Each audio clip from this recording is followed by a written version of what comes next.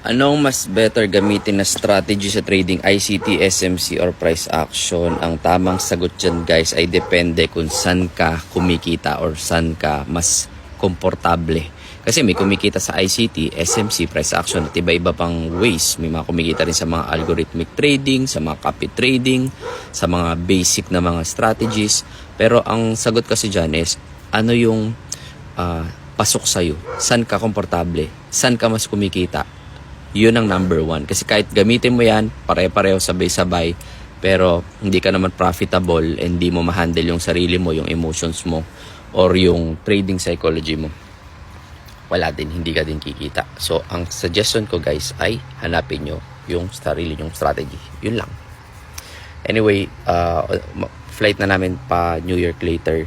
So, doon naman abangan nyo kung ano mga ipopost natin, kung ano mangyayari. So, samahan nyo muna ako dito sa bakasyon.